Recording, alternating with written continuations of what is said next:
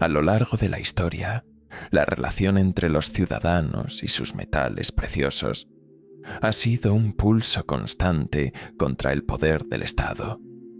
En tiempos de crisis, cuando las estructuras financieras tiemblan, los gobiernos recurren a medidas extraordinarias que siempre terminan afectando al patrimonio de la población. Lo inquietante es que estos patrones no son accidentes.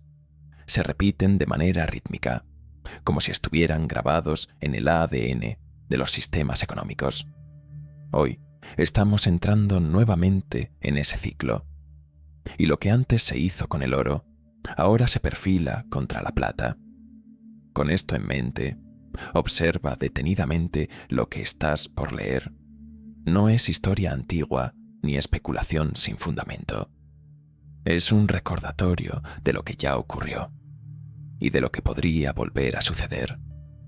Te confiscaron el oro antes y ahora están planeando quedarse con tu plata. Esto no es una teoría. Es un ciclo histórico recurrente diseñado para arrancar la verdadera riqueza de las manos del público y transferirla directamente a las bóvedas de un Estado en bancarrota. En este video voy a darte el mecanismo legal específico oculto dentro de un documento gubernamental de 2025 que prueba que la trampa ya ha sido reactivada y por qué la línea de tiempo apunta matemáticamente a 2026. Ahora, para entender el futuro, tenemos que observar la escena del crimen del pasado. Si le preguntas a cualquier estudiante de historia financiera sobre la confiscación gubernamental, inmediatamente mencionarán 1933. Te hablarán de la Orden Ejecutiva 16102, donde Franklin D. Roosevelt criminalizó la posesión de oro monetario. Esa es la historia que se nos permite conocer. Es la narrativa conveniente que nos mantiene enfocados en el patrón oro y el metal amarillo. Pero ese evento fue simplemente el acto de apertura. Fue la distracción. Mientras el público todavía se tambaleaba por el shock de perder su oro, el gobierno estaba preparando silenciosamente la segunda, más implacable fase de la operación. Un año después, en un húmedo día de verano, el 9 de agosto de 1934, mientras el país estaba distraído por la pobreza en el Dust Bowl, la Casa Blanca emitió un segundo decreto, mucho menos famoso, la Orden Ejecutiva 68, Want Poor. Esta vez no vinieron por el oro. Ya tenían asegurado eso. Esta vez vinieron por la plata, basándose en la Silver Investment Purchase Act de 1934, Ley Pública 73-438. Esta orden no pedía amablemente, exigía la entrega de plata a las casas de moneda de los Estados Unidos. Los libros de historia han borrado en gran parte este capítulo. Lo presentan como un ajuste monetario o una medida necesaria para estabilizar el sistema bancario.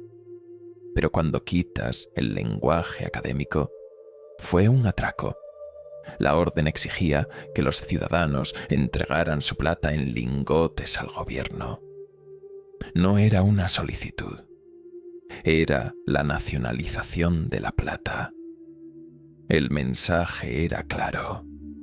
No se te permite poseer el único activo que compite con las promesas de papel del Puyo Exili, gobierno. Cortaron la relación entre la gente y su dinero, asegurando que la preservación de la riqueza ya no fuera un derecho privado, sino un privilegio del Estado. Y como estamos a punto de ver, la parte más insultante no fue la confiscación en sí, fue la matemática del robo. Aquí está cómo funcionó el truco. Y una vez que veas la mecánica, nunca volverás a mirar la deuda gubernamental de la misma manera. Cuando los agentes exigieron la plata, no solo la tomaron, te pagaron por ella. Querían mantener la apariencia de legalidad, así que ofrecieron compensación.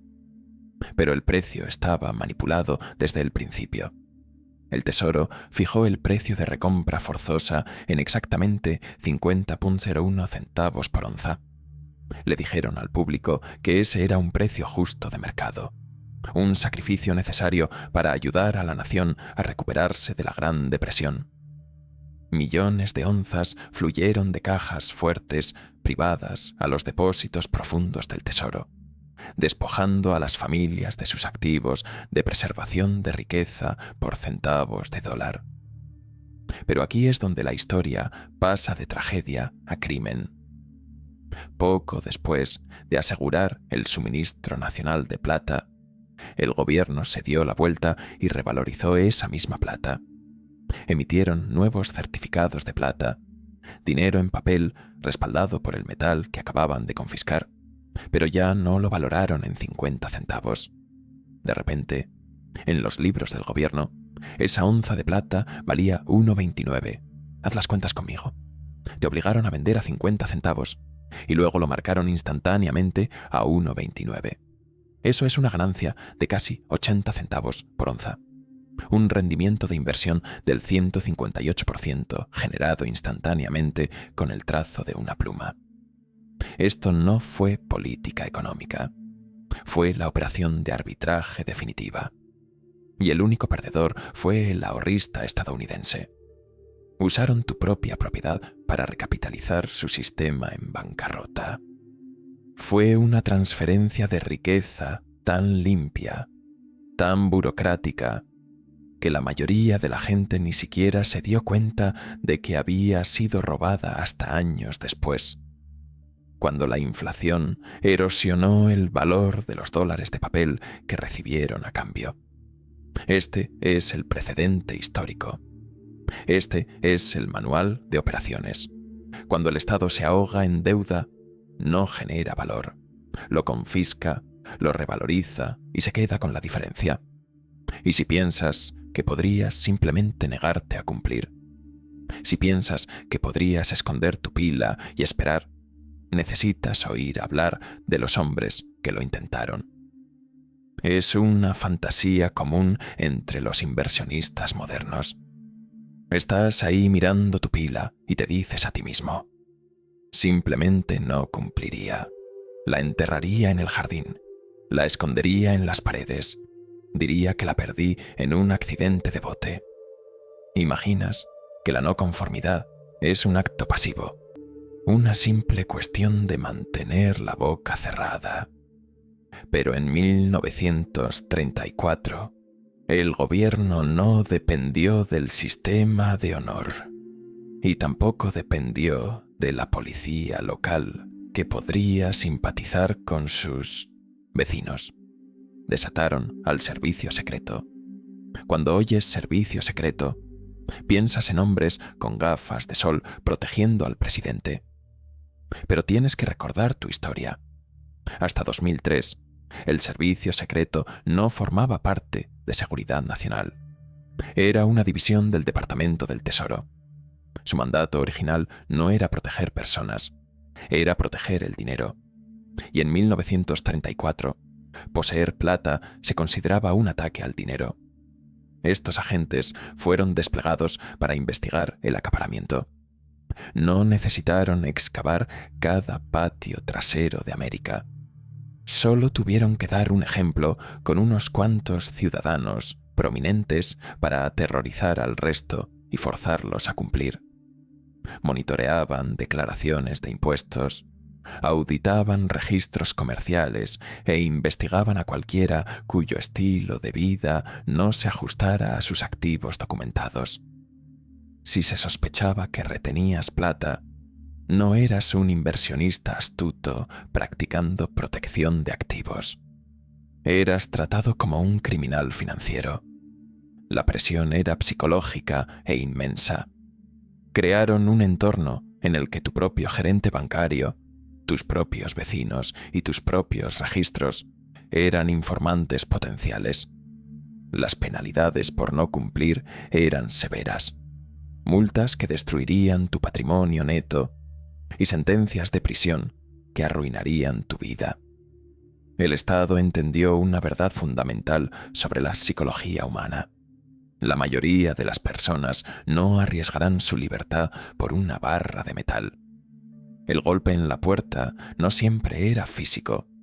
A menudo era una carta del tesoro exigiendo una auditoría, una amenaza legal que te obligaba a elegir entre tu plata y tu libertad. Hicieron que el costo de mantener el activo fuera mayor que el costo de entregarlo. Y funcionó.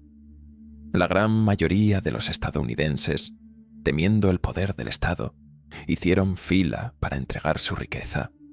Pero hoy, la persona promedio mira esta historia y se encoge de hombros. Tiene una falsa sensación de seguridad, creyendo que un único cambio legislativo en los años 60 hizo que este tipo de aplicación fuera imposible para siempre. Pero eso fue hace 90 años. Esa ley fue derogada. Estamos seguros. Escucho esta objeción constantemente. Es el mecanismo de defensa psicológico número 1 que usan los inversionistas para dormir por la noche. Y técnicamente tienes razón. Te refieres a la Ley Pública 8836, firmada en 1963. Esta legislación derogó oficialmente la Silver Purchase Act de 1934. En la superficie, parece una victoria para el libre mercado. Parece que el gobierno admitió su extralimitación, se disculpó y prometió no volver a tocar tus metales preciosos. Pero esta es una peligrosa ilusión de seguridad. Un espejismo diseñado para mantenerte complaciente mientras la verdadera trampa es instalada. Debes preguntarte por qué la derogaron. ¿Desarrollaron de repente una conciencia moral? ¿De repente respetaron tus derechos de propiedad? Absolutamente no. Derogaron la ley de 1934 porque para 1963 ya no necesitaban la plata para respaldar la moneda. Ya estaban preparando cortar el último vínculo entre el dólar estadounidense y la plata, lo que completaron solo 2 años después, con la Coinage Act de 1965. No se retiraron porque te temieran. Se retiraron porque habían encontrado una estafa mejor, una moneda fiduciaria basada en deuda que no requería ningún respaldo. Te dejaron conservar tu plata no porque fuera tuya, sino porque la habían vuelto irrelevante para su sistema monetario. Para ellos, tus monedas de plata se convirtieron en simples objetos de colección, baratijas históricas sin poder para desafiar su nuevo imperio de papel. Sin embargo, la derogación de un estatuto específico no elimina el poder soberano del Estado para sobrevivir. La maquinaria de confiscación no fue desmantelada, simplemente fue puesta en almacenamiento en frío. El gobierno opera bajo un principio simple: lo que el Estado da, el Estado puede quitar. Al enfocarte en la ley derogada de 1963, estás mirando un fantasma. Te estás preparando para una guerra que ya terminó, protegiendo tu puerta delantera contra los agentes de FDR, mientras la puerta trasera ha sido volada por la legislación moderna. La derogación de 1963 es un escudo falso. Te protege del lenguaje legal específico de la Gran Depresión, pero te deja completamente desnudo ante las nuevas armas digitales y estratégicas del siglo XXI. Y como estamos a punto de descubrir, el gobierno no necesitó resucitar la ley de 1934. Simplemente redefinió lo que es la plata, trasladándola silenciosamente de un activo financiero a un arma estratégica en un documento publicado cuando nadie estaba mirando. Mientras el mundo estaba ocupado discutiendo sobre resultados electorales y escándalos en redes sociales, el Departamento del Interior publicó silenciosamente un archivo PDF que cambia las reglas del juego para siempre. El 6 de noviembre de 2025, el Servicio Geológico de los Estados Unidos, USGS, publicó la lista final de minerales críticos de 2025. Para el periodista promedio, esto era solo una aburrida actualización burocrática. Para un historiador financiero, era un arma humeante. Durante décadas, la plata estuvo conspicuamente ausente de esta lista. Se la veía simplemente como un metal monetario, una mercancía para joyería o quizás un insumo industrial de nicho. Era regulada como cualquier otro activo financiero, segura, aburrida y privada. Pero si te desplazas a la página 4 de este nuevo documento, verás una sola palabra que altera tu realidad legal: plata. Por primera vez en la historia moderna, el gobierno de EU ha designado oficialmente la plata como un mineral crítico. No hicieron esto porque les importe tu colección de monedas. Lo hicieron porque la física del futuro lo exige. La transición hacia la energía verde no es un eslogan político.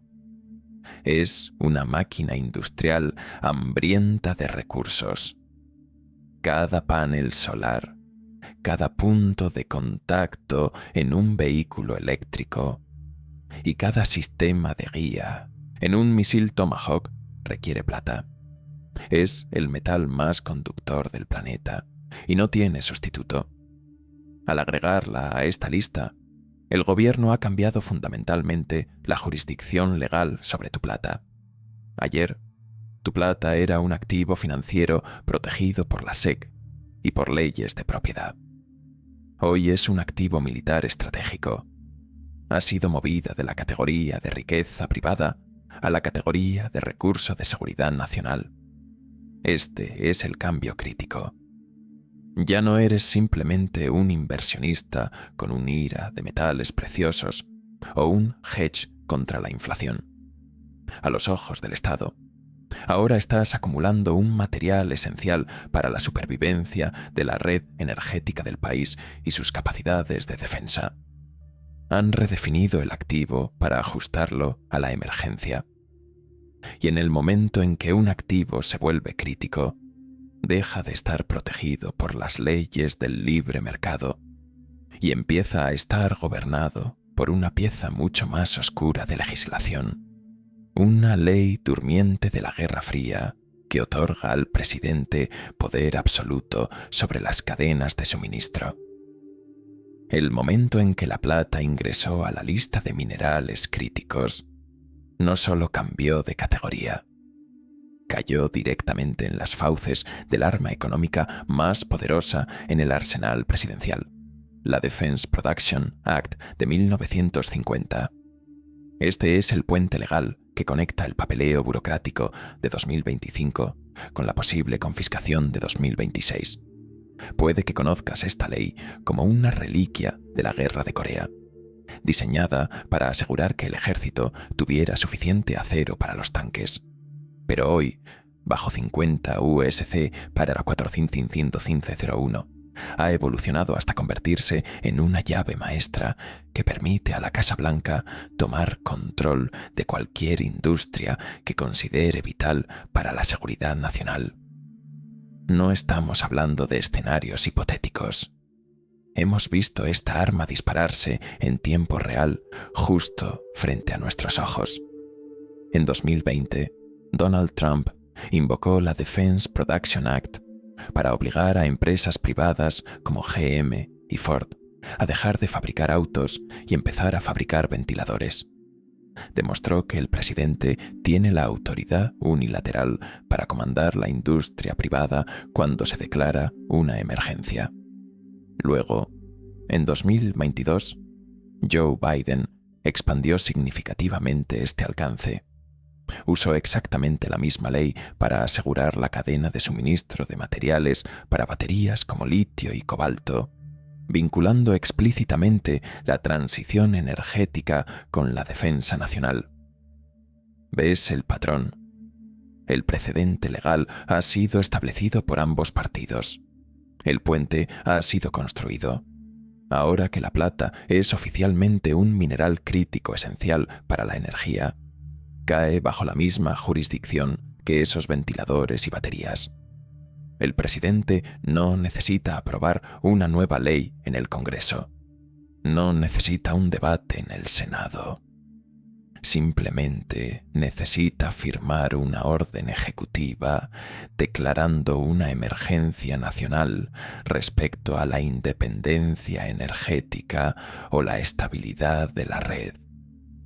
Una vez que esa firma toque el papel, la Defense Production Act se activa, otorgando al Poder Ejecutivo la capacidad de priorizar contratos, asignar materiales y sí, controlar la distribución de la plata. Esta ley invalida todos los demás contratos, invalida tu recibo del comerciante de metales, invalida el trato de palabra con tu tienda local de monedas. Es la Carta Suprema, y oculta profundamente en su texto hay una sección específica escrita para apuntar a una sola cosa: la acumulación privada de recursos escasos. Tienen un nombre específico para tus ahorros: acaparamiento. Es una palabra diseñada para convertir a un ahorrista prudente en un paria social, y es exactamente el arma que han codificado en la ley.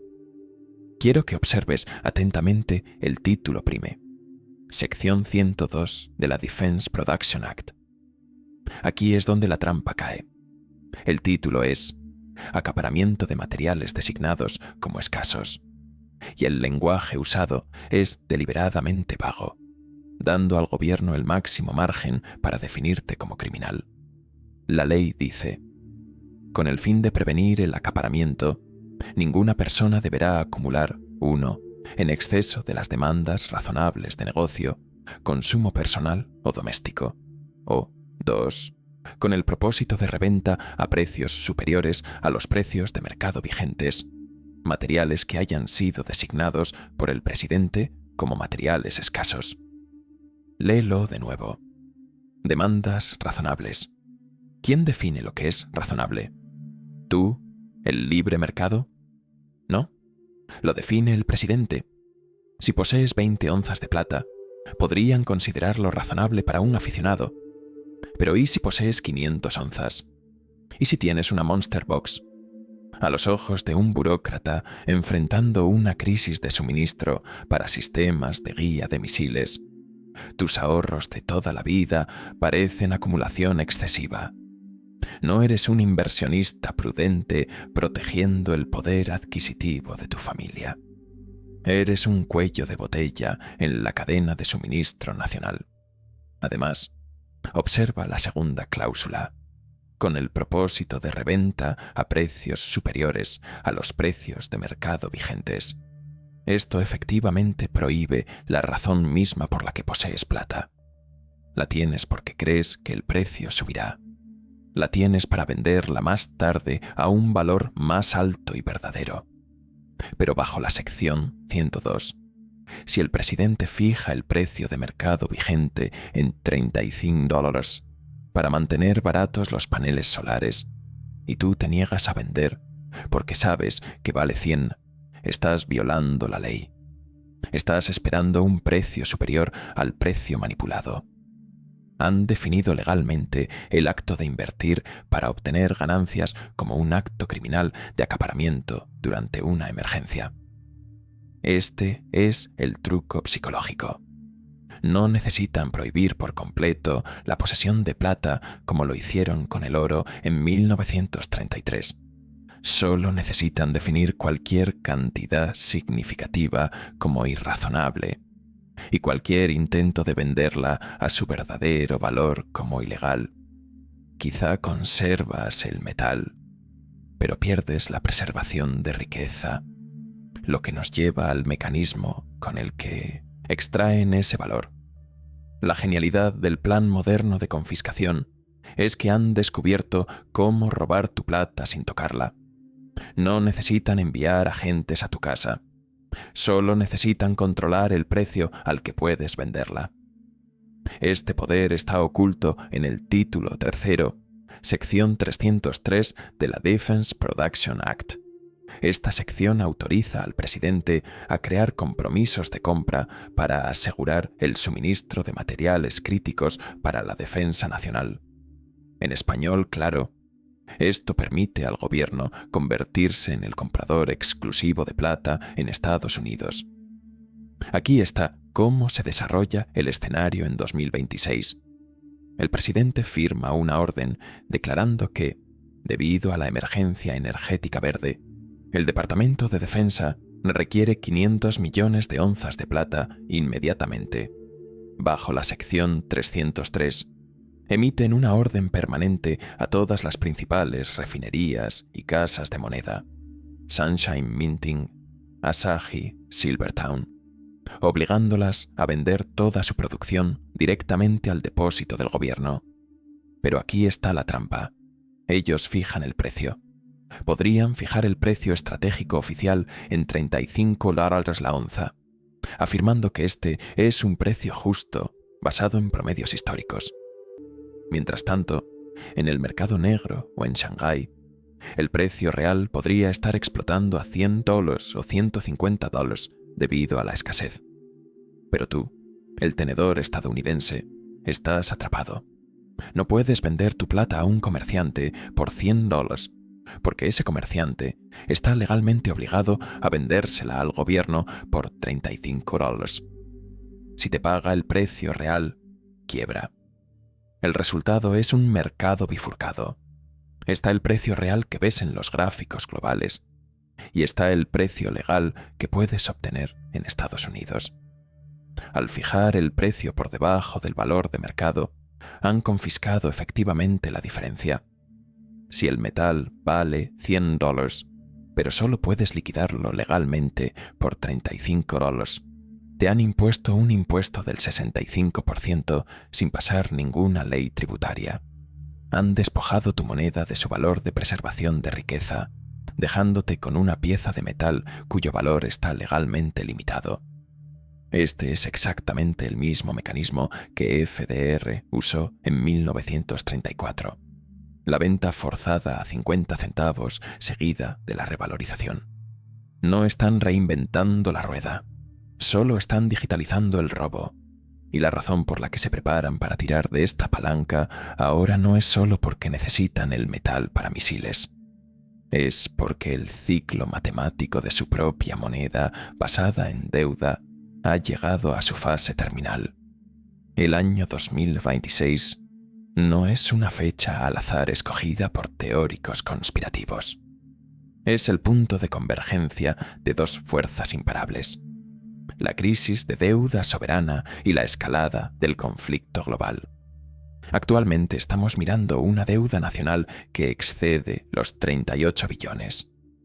Pero el número que debería quitarte el sueño no es el principal. Es el interés. El gobierno de EEUU está pagando ahora más de $1 billón al año solo para servir la deuda. Más de lo que gastan en todo el ejército. Esta es la definición de una espiral de muerte matemática. No pueden recaudar impuestos suficientes para pagarlo.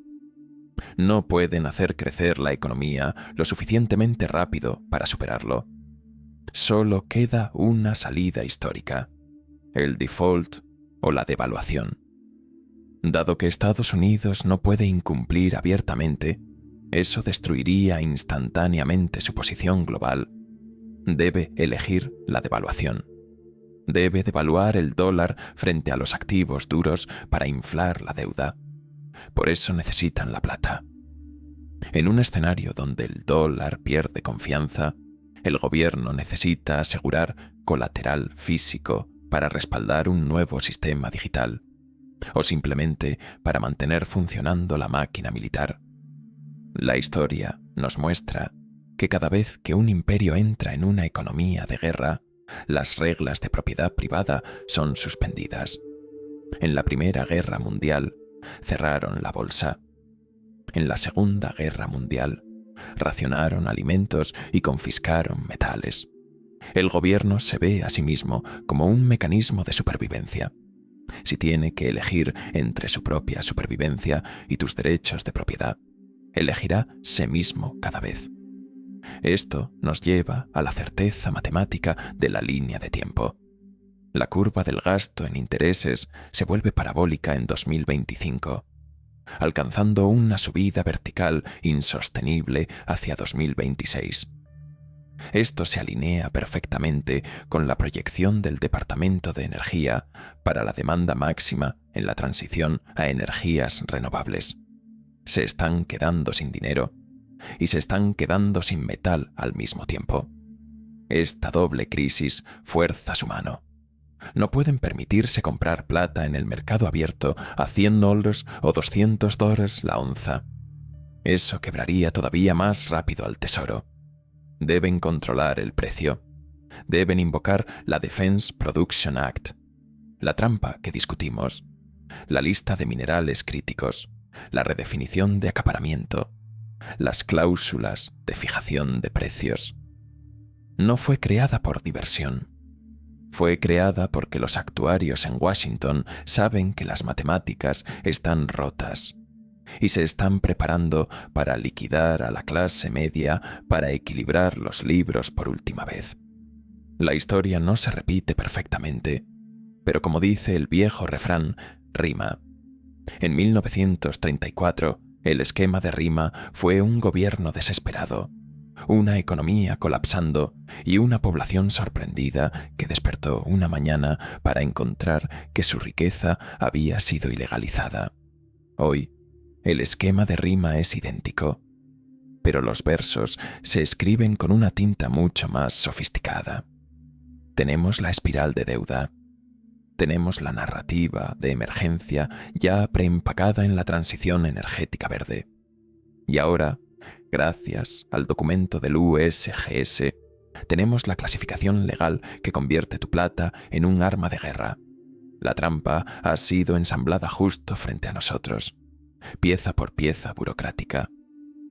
La única diferencia entre tu abuelo en 1934 y tú en 2026 es la tecnología de aplicación.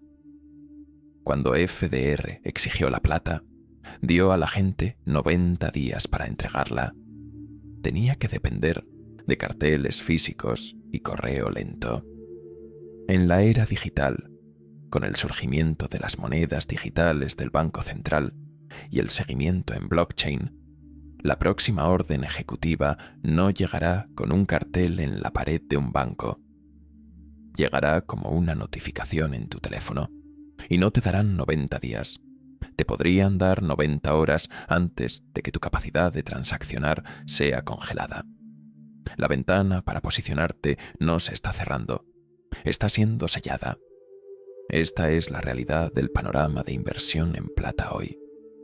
Ya no es solo una operación financiera, es un juego de sillas musicales donde la música está a punto de detenerse y el gobierno ya ha reservado todos los asientos.